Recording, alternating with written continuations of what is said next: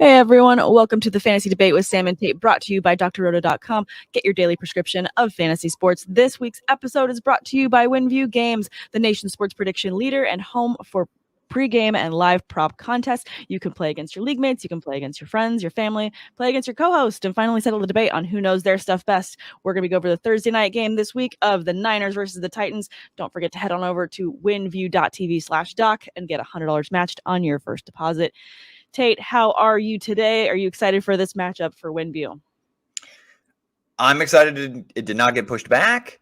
We had 3 games pushed back last week? Yeah, no, we've actually got Thursday night football, and it's going to start what could be another very interesting weekend, and we've got mostly fantasy football semis. So, yes, I am very, very happy that we got a little Thursday night football to sink our teeth into heading into the holiday weekend. Happy holidays, Sam. Happy holidays, Tate. I'm excited to get to spend this time with you, and of course, very grateful for you this season, not just for all the football, but during this holiday season. I'm very grateful to have you as my co-host. Oh, see, that actually sounds legitimate too. I mean, sometimes there's some family members that You I go, actually sounded genuine. Surprise, yeah. surprise. Well, no, I'm just saying some family members you kind of, or extended family, you kind of go through the motions and like, hey, how you doing? How you been? What you been up to? Like, you have your generic conversations and just kind of feel like it's platonic. But it's there you go. I mean, this one we got the real holiday vibes here on the Holiday Fantasy spirit, Debate. holiday vibes. Let's keep the positivity as we jump right into this Winview matchup. Again, guys, go on over to winview.tv/doc and get $100 deposit matched when you join. It is super fun. Don't mind me as I switch screens to include this into our live. But here we go. All right. There's always 10 questions with Winview, so we're going to break it down. And as we go through, I'm sure you'll be able to pull some more fantasy goodness from us in our analysis to take into your matchups for week 16 for the Thursday night matchup. You know it. Let's go. All right. The first question right off the bat, because Winview loves to do this to us, makes us draw a line in the sand right when we talk about the game. Who wins this game? Are we going with the Niners or are we going with the Titans? I'm going with the San Francisco 49ers. I believe the injuries that have basically mounted and piled up on the offensive side of the football for the Tennessee Titans are going to be a little bit too much to overcome when they face off against a pretty stout defensive unit in the San Francisco 49ers. And speaking of the Niners, when you flip the coin to the other side of the football, I actually like what I've seen from Jimmy G and George Kittle and, Deebo Samuel playing this like hybrid wide receiver running back role in recent weeks. Really his last 4 games, he's seen, I think, at least 5 or more carries. So they've made a conscious effort to get him the football and get him his touches, even though in fantasy would prefer those touches to probably be in the form of receptions and targets. But, last week he finally jumped up and caught more than one pass for the first time in the last 3 weeks. So that being said, for Tennessee, Julio is available tonight.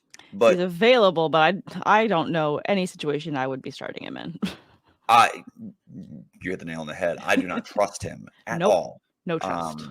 In a dynasty league where there is still available for trades, I have the option to start him as like one of like 5, flex options. And there's no way in hell I'm starting him. You can't. Like, No. Julio literally did not finish last week with a hamstring that got bothered. And yet, okay, on a short week of rest, you're going to go ahead and play? Like, yeah, that doesn't make any sense. This has weird written all over it. Makes me uneasy. I'm not going to start Julio. This juice isn't worth the squeeze when it looks at how much upside he's provided you when he has been available on the football field. And Saffold and Taylor Lewan, the left side of the starting offensive line for the Tennessee Titans, is also unavailable for Thursday night football. So that's not good when you're heading into meeting up against Nick Bosa and company for the 49ers. So that being said, I'm going with the Niners. I agree. I mean, the Titans have been dealing with a very injury-ridden season. It's been absolutely brutal. A lot of inconsistencies across the board, Julio Jones being one of them. Also, A.J. Brown just kind of being available, not available. He hasn't had a brilliant week since week 8. So you're not very excited about that. I mean, he is technically still listed on IR, but I believe he is available to come off of that today. So he could get the start today. But it brings me a lot. I'm like super nervous if I'm starting him in any league, just because I don't know what I'm going to get out of him. It's been a while since he's seen the field. It's going to be a tough matchup. You're likely having to start him if you've been making do otherwise, but I feel like he's only flex worthy right now, just because you don't know what you're going to get out of him. All of that to say, I agree with you. I think the Niners are going to take this one. Yeah, well, I'm sure we'll get more into AJ Brown and stuff, but AJ Brown on the flip, like basically the opposite argument for Julio Jones. Whenever AJ Brown plays, I feel good about starting him, and the fact that Russell Gage just had a very nice week against the 49ers also makes me feel pretty bullish that if AJ Brown is a go, I feel confident starting him. Okay, good to know that you have some confidence there. I'm still a little bit nervous, but tempered expectations, at least for me. Right. Let's go with number 2. Both teams combined to score 40 or more points in this game. That feels high for this. Is that weird? Like, we've had a lot of big primetime games that have gone with the over. And I mean, maybe it's just me kind of wondering how the Titans are going to be able to come back and be, effective and competitive against the Niners. I don't know that this is going to be a very high scoring game, unless you see otherwise. It's not that I think it's going to be super high scoring, but I mean, 40 is very low. I mean, and it's not like these two offenses are struggling to the point where they're incapable of putting up points. So that being said, yeah, I'm going to say yes. I just think that point total is so low that both teams will be able to figure out some sort of way to be able to find the end zone. I'm not predicting that if they move that up to 45, I would probably go no. But yeah, 40 points is just so low for an NFL game that give me the yes on this one. Okay, we'll go with the yes, but I still think it could end up more like the game similar to the Rams game that we just saw, where it takes some time for both teams to get going in this. And maybe it ends like 20-10 or something similar to that in that fashion. So I'm a little bit hesitant to go with 40, but I'll agree with you on this. I'll give you this one. Maybe I'll get one later in this. I know you don't look very happy giving me this one. You're like, all right, I'll go with it. But all right, we'll go with it. We'll go with it. Trust me, Sam. I got you. All right, number 3. The game is decided by 3 points or fewer, or goes to overtime. I mean, I like that little. I like the or goes to overtime. That's kind of nice. Yeah, that's interesting. It's cute. I see what you did there, Winview. I see what you did. It covers you just in case somebody scores a game-winning touchdown in overtime. So that being said, I think the Niners are gonna. And I hate doing this to the Titans, who have been, considering they lost Derrick Henry, they've done a hell of a job. Mike Vrabel's done a hell of a job. So this isn't disparaging against Tennessee or the football, the way that they prepare for every football game. And their defense comes and plays every single week. And really, without Derrick Henry, AJ Brown, and Julio Jones, the fact that they've been able to get it done on the offensive side and stay afloat has been really a tip of the hat to this coaching staff and Ryan Tannehill and everybody else. But I just see the 49ers, who are also in the thick of a playoff race in the NFC and really need a win.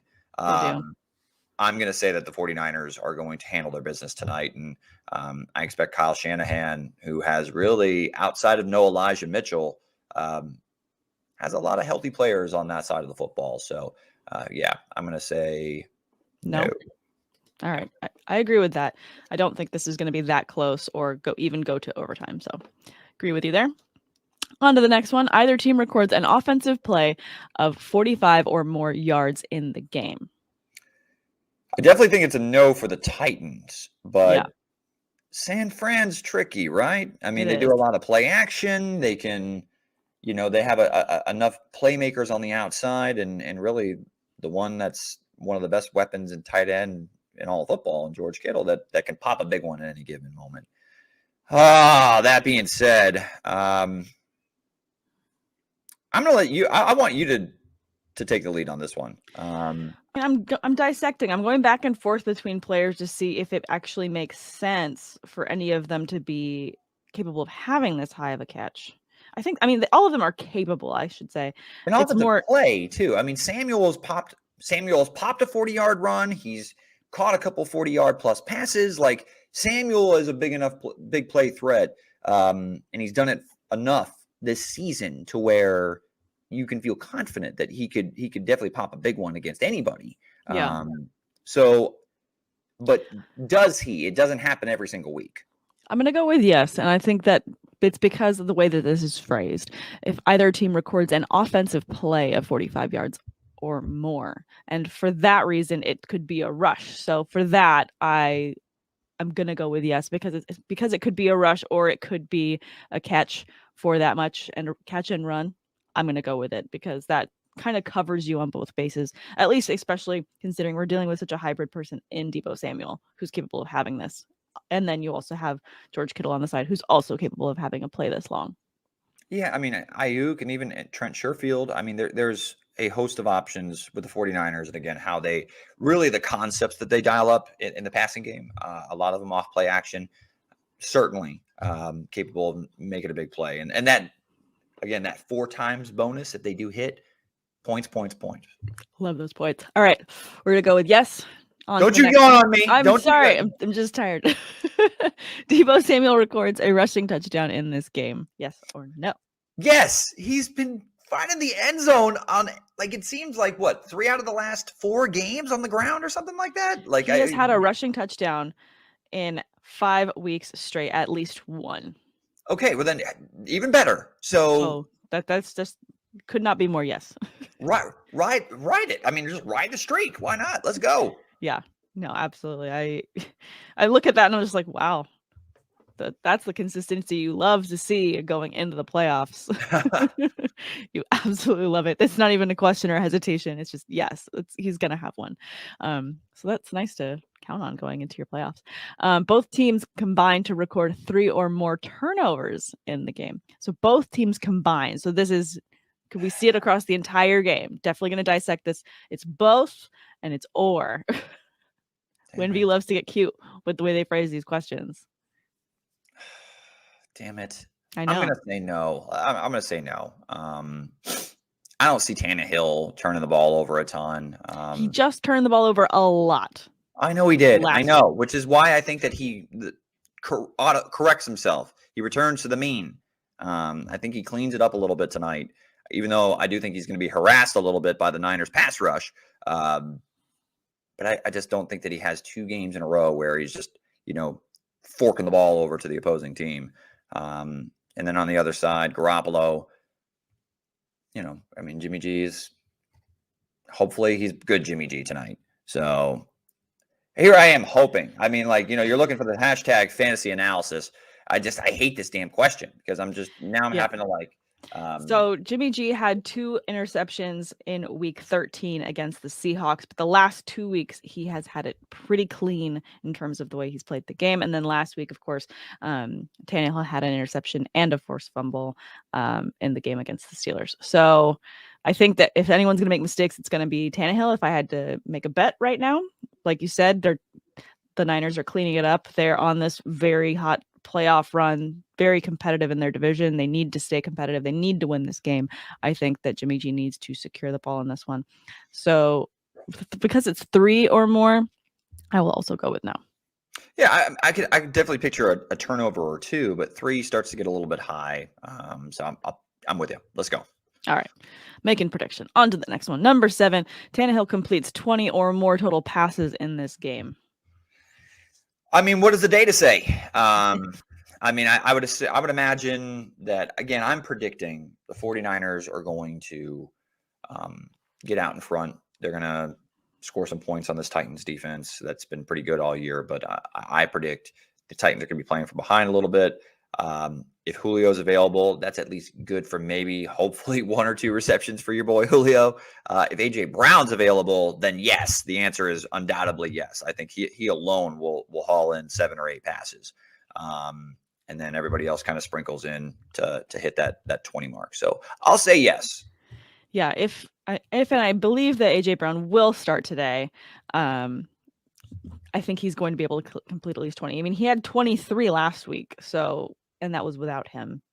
And pretty much without Julio as well. Pretty much without anyone. So I'll agree. I'm gonna go with yes on that one as well. Okay. Feel pretty good about that one. All right, Jimmy G completes a pass of 35 or more yards in this game. So it depends. Do you think that 45-yard play is going to be on the ground with Deebo Samuel, or do you think it's going through the air? I think it's going to be on the ground. Wow, wow. I mean, I wonder what like if we were to actually have a prop bet for that, I wonder what the odds you would get on that is. I know, interesting.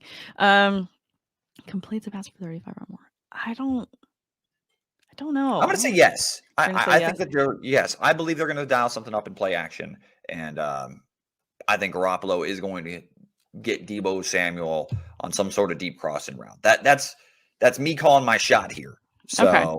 So you're going to go yes. I'm going to go yes. And watch Garoppolo just dink and dunk all night. Damn it. I was about to say your confidence gives me confidence, but now I've hesitated with the way that you framed it. Don't hesitate. Derek talks himself. I have. You talk yourself in and out of things. I have a split personality when it comes to my analysis of fantasy football. So, unfortunately, you're the one that has to try to dissect that in front of a live microphone and process it in real time. So it's a skill I've learned to develop. They don't pay you enough. I mean, they don't pay you enough to try to figure out me arguing with myself in the span of just a question. I guess not. But okay, we're going to go with yes. Jimmy G completes a pass of 35 or more yards in this game. Let's go. Number 9, Landry records at least one full sack in this game. Man, Landry's a beast. Just one sack? At least one full sack in this game for the Titans. Okay. So you can't get a halfy. It has to be a full. Okay. Yeah, I'm gonna roll with yes. Landry's been a beast all year. Yeah, I'll bet on a guy that's had a great season. So yeah, I'll go with that. Let's do it. Yeah, I mean, and especially when you're looking at the numbers and how this is times out. I mean, it's yes times 3.3, no times 2.2. Does that affect your answer at all in this one? Yeah, it does. I mean, you always want to, obviously you're trying to, the more points you can score, the better, right? Definitely. So Jimmy G,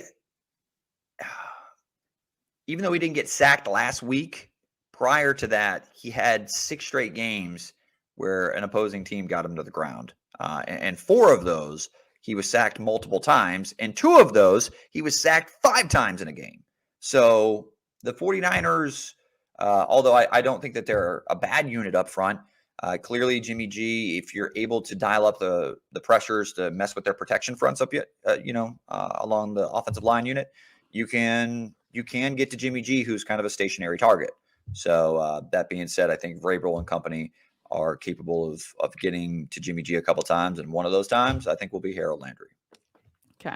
He didn't have a sack against the Steelers last week. He had one against Jacksonville, and then he had a drought until week 10, if you're looking back at the stats. So I think based on the fact that this is a little bit more of a risk. That's why you're getting that 3.3 and the higher reward, because it's probably more likely by just pure analytics that Landry won't get to Garoppolo, but it's just one sack, so I think he can. Yes. Just one. No, I think he can do it too. So let's go with this, and then the last question of the evening: either team makes a field goal or 50 or more yards in this game. This is why we saved our one risk-free shot. I knew it. I knew Winview was going to freaking sneak in a damn. You like saving the risk-free for the kicker questions. I love it. I knew it. That's why I saved it. And by the way, when you're going to say you can do it, you have to say it in the Waterboy voice, like the Rob Schneider, the random Louisiana fan. Yes. you have to deliver it like that. I was waiting for it, and I was like, I can't believe you didn't go with that delivery. Well, wake her ass up. We got to win tomorrow. Sorry, Adam Sandler classic.